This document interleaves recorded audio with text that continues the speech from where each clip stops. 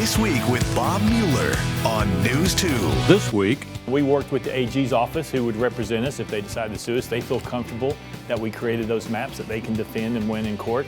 the Speaker of the State House defends new redistricting maps Democrats call racist gerrymandering. You will hear from Speaker Cameron Sexton.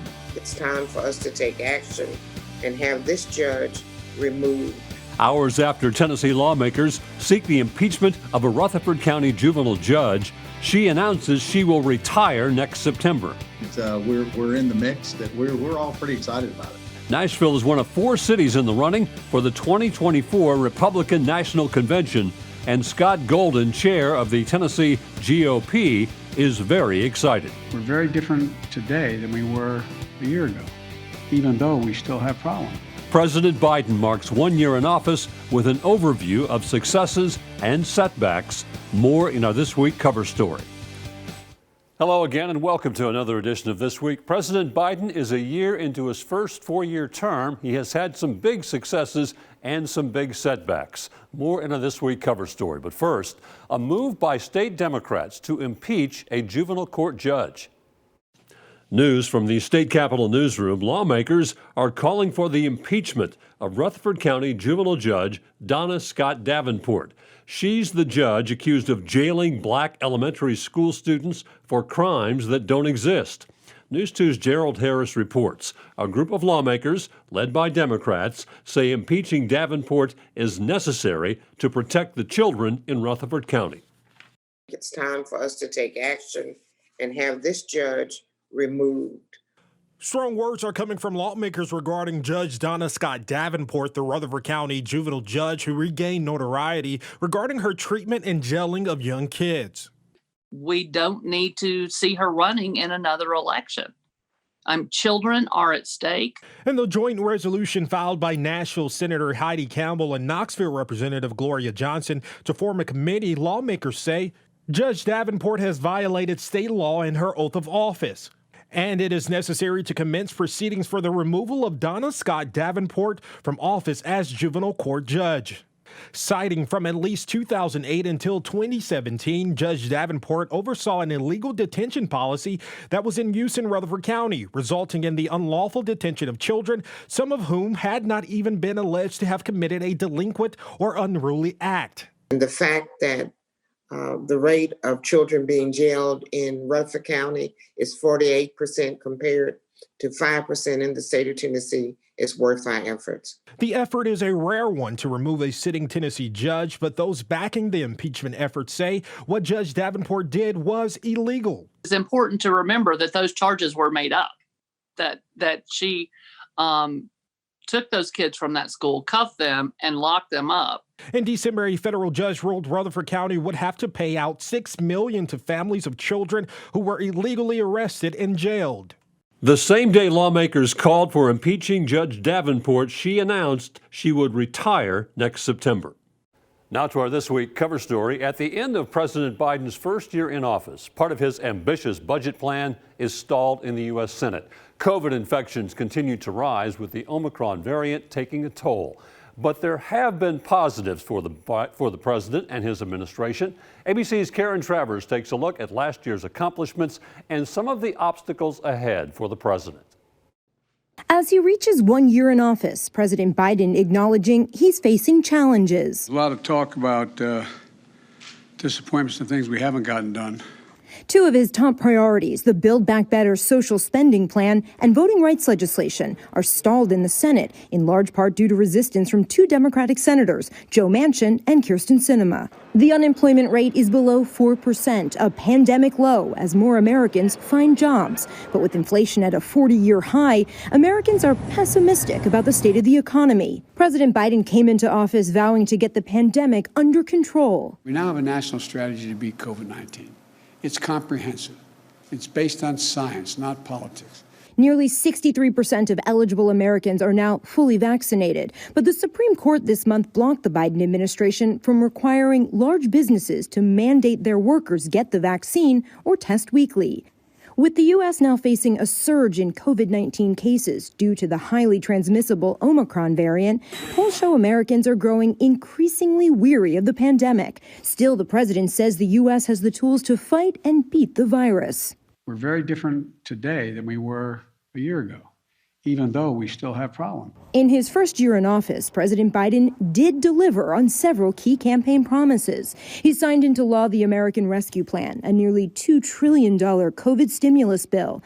After months of negotiations, the $1.2 trillion bipartisan infrastructure bill became law. I don't think it's an exaggeration to suggest that we took a monumental step forward as a nation. The president traveled twice overseas, pledging at every stop that under his leadership, America is back. He quickly moved to put the U.S. back into the Paris Climate Agreement and the World Health Organization. He withdrew American troops from Afghanistan before the 20th anniversary of September 11th. But in that process, a terror attack at the Kabul airport killed 13 American service members. The big foreign policy challenge now for the Biden administration, Russia's military buildup on the border of Ukraine. The U.S. threatening severe consequences, including crippling economic sanctions if President Vladimir Putin invades Ukraine. With the midterm elections coming up in November, time is running out for President Biden and his team to check more big-ticket items off their to-do list. Our effort is to do hard things, try hard things, and keep at it. Karen Travers, ABC News, the White House. Stay with us. This Week continues in a moment. Welcome back to This Week. I'm pleased to be joined by the Speaker of the House here in Tennessee, the Honorable Cameron Sexton. Nice to see you, sir. Happy New Year to you. Haven't seen you since the holidays. Happy New Year to you. Great to be here. You're already working hard. The legislature is back in session, moving forward with redistricting. The maps have been drawn. They're going through the process now of being approved. I'm sure you're not surprised. The Democrats don't like them. But even they admitted to me there's not much they can do. The people in power, they get to draw the maps. Right. They are critical, though. They call dividing of Davidson County into 3 congressional districts blatant racial gerrymandering by diluting the African-American vote. I'm assuming you disagree. Yeah, it's just ridiculous. You know, I get what they're doing. They're playing politics. And the way that it works out is congressional, as long as you uphold the Voting Rights Act and make it constitutional, which we did, then you're fine. We worked with the AG's office, who would represent us if they decide to sue us. They feel comfortable that we created those maps that they can defend and win in court. You know, just because you split up Davidson County doesn't mean that you did anything racial. We never looked at the race in these maps. The courts have said that you can look at political party affiliation and other stuff. That's not an issue. But what we really did is you divided up Davidson County into 3. 3 reps in Washington is better than 1. You have 3 voices. They're on different committees. You can get more things. And so I think that's better for them. The minority participation rate, really what they're arguing about, is the old 5th congressional district was 32%. The new one's 27%. So they're really arguing over 5%. As you're probably aware, Ohio sued because of the districts there were favoring Republicans and won. They threw them out. The Democrats say they're going to sue here. You already talked about that possibility, and I assume you feel comfortable with these lines. That they we would do. I mean, withstand we feel comfortable. Ohio's a unique situation. And the interesting thing is some of the Democrats want to point to what they think we're doing, but I don't see them complaining to California, Illinois, Maryland, and New York, who's drawn out a total of about 15 Republicans out of their districts. So if you want to come down here and complain what we did, then you need to complain to your own party about what they're doing. One thing I did want to ask you about, and you think you did that pretty well, part of the goal of redistricting is to divide as few counties as possible. Correct. So I guess my question is, what then was the need of dividing Davidson into 3 as opposed to maybe just 2? Well, the problem that you have is you had population in East Tennessee that's dropped. You have population in West Tennessee that's dropped. And so those districts all have to move towards Middle Tennessee. You have Middle Tennessee populations which have boomed in a lot, not so much in Davidson County, but in the Collier County. And so we did split some counties, and you'll look at it. The interesting about congressional districts, you have to be down to the person. There is no variance. So it's a 0% variance. They have to have the same number of people in all of them. The only one that's different is John Rhodes, who has 1 more person than anybody else. Other plans were presented. This was the only one that kind of got any kind of attention. Right. As it moves forward, and it is moving forward now, do you expect any changes? We're not making any changes to the congressional map. The Senate passed it out this week. We plan on passing it out on Monday night. Let's talk a little bit about COVID-19. Tennessee, as you know, has ranked at the bottom of vaccinations, and over the past several months has led the nation in cases per capita. with the Omicron variant. And just this week, the state released numbers, and this month, halfway through, is the highest number of cases ever that Tennessee has experienced. One day, 200 deaths, another day, 176 deaths. It's averaging 16,000 cases a day. The good news, it looks like Omicron may be beginning to peak, so maybe we're through the worst of this. Looking at the numbers in the past 2 years, how do you feel Tennessee has done attacking COVID-19? Well, I think we've done a very good job. We were able to mitigate it. We were able to keep our state open and businesses open and people employed. We were a little disappointed that we couldn't keep all the schools open because some of the school systems closed them down and lost a year of data, and students fell behind. And so that part wasn't very nice. We don't think that worked out well, but we made some changes to make that happen. I think that this variant is more mild. And the thing is, I don't really think you can look at the cases, because what I said months ago is at some point everybody's going to get it, whether you're vaccinated or unvaccinated.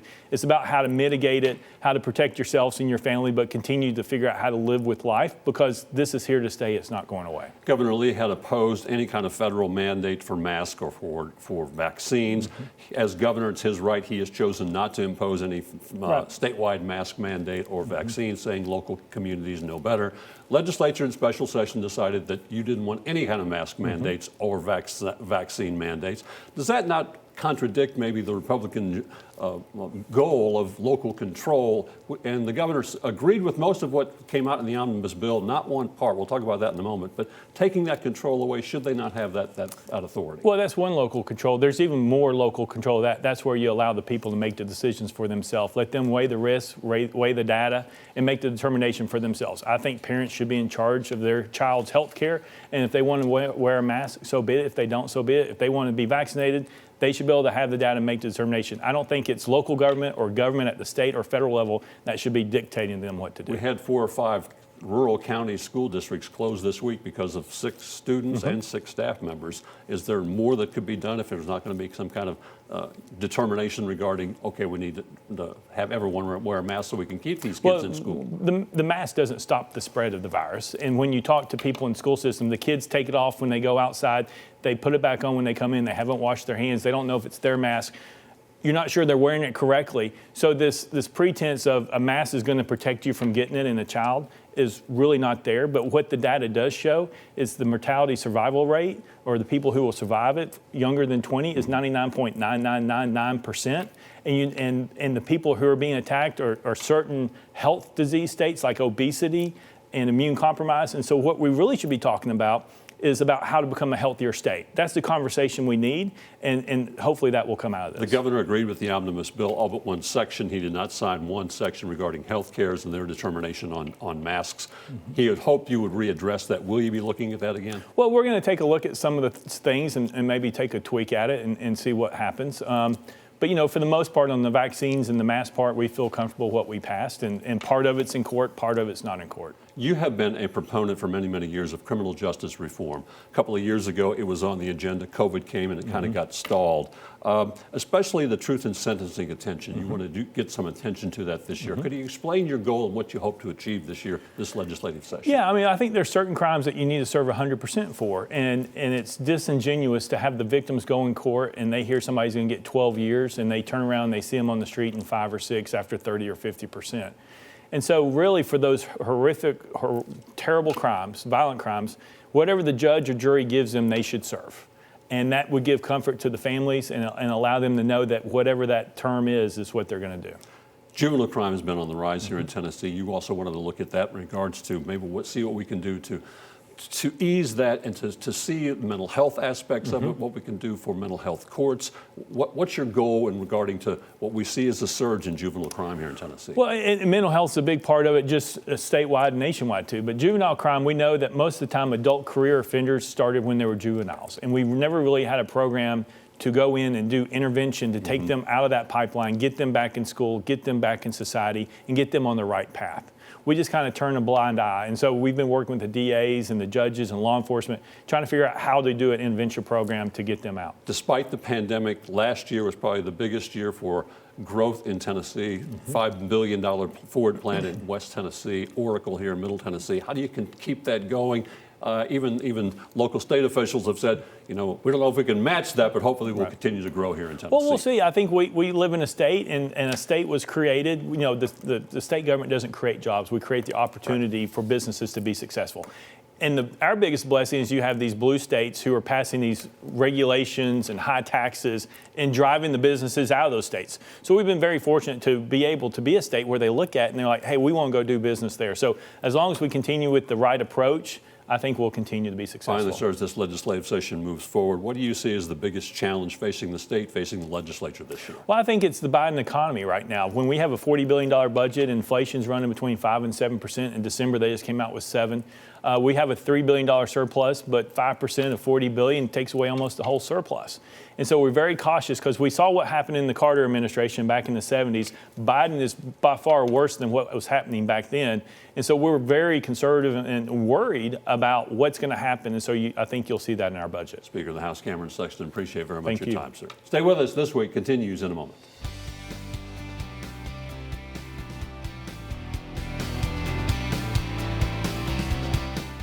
Welcome back. Until now, Nashville has never bid to host a political convention. This year, the city bid on both the 2024 Democratic and Republican National Conventions, and it has paid off. Nashville is in the running for the 2024 Republican National Convention.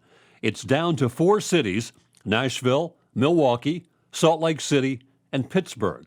It would be a first for Nashville, and the chair of the state GOP is pumped at the opportunity. So the fact that we're in the mix, that we're all pretty excited about it. Scott Golden, the GOP party chair, believes Nashville has a lot of pluses. Nashville has met that first threshold, and it's 25,000 hotel rooms, which is a lot. But when you're talking about 17,000 conventioneers plus everybody else, members of Congress, and then international press, it gets to be a lot.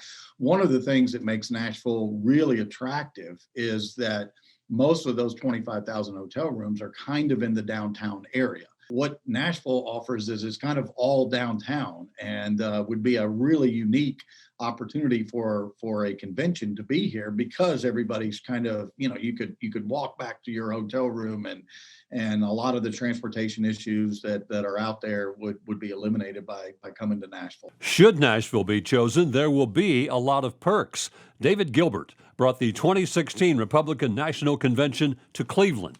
Any city that hosts a political convention, you receive a tremendous economic impact. Ours was estimated at well over $100 million in direct spending, total economic impact totaling almost $190 million. A huge impact. It really is one of the largest events in the U.S. that a city can host. Being chosen for a political convention also means a lot of expense. Community has to raise a lot of money. It really takes a very significant effort from a lot of folks in town to need to get a lot of commitments up front. I think the other thing is trying to do it in a way, and it was important for us, that wasn't political. It seems a little counterintuitive that hosting one of the political conventions isn't political. We always looked at it and talked about it as it wasn't red or blue, it was green for Cleveland. And because we felt that we needed the entire community, not just half the community, to be behind the notion of something very large and important coming to our community to showcase Cleveland. Nashville has another possible advantage in this contest. In the last 4 years, we've had 2 RNC meetings in Nashville already. So when it comes to the board of the Republican Party, they have absolutely enjoyed themselves each time they've been to Nashville. So we've got a lot of support internally. So if we can kind of bring it all together later this summer, I know that the RNC wants to go ahead and get this locked in. It's crazy that here we are, 3 years away from a presidential election, but we're already getting ready for it. And should Nashville be chosen, I would think that it would really catapult Tennessee and Nashville specifically into the upper tiers of political cities. After putting in the hard work and meeting all the expenses, the question, was it worth it? Would you try to host another convention? Yes, it was worth it. Absolutely. would we do it again? I would say not right away. It takes a lot out of a community. And I don't mean that in a bad way. It just, there's so much that goes into it. And in many ways, you have to put certain things off by doing it because of the money you raise, because of the kind of effort it takes. And I think there's, I think Cleveland would want to bid again, maybe in another 4 years, 8 years, 12 years. I would say probably not, certainly not in this upcoming cycle. For Nashville, hosting a political convention would be another huge win. I mean, what it means is that Nashville is the center of the political universe for a week. And I'm not talking about just nationally, internationally, the center, people in Germany and Australia are saying, well, what's going on in Nashville? I need to tune in because obviously we would be nominating a Republican candidate for president and all that goes with it. And it is, and it's just really a good opportunity for even the citizens here, just to, be a part of it. And, just like with all the other big events that we have in Nashville, it's just another one of those. And it would be something that, certainly from across the state, people would be really interested in. Stay with us. This Week continues in a moment.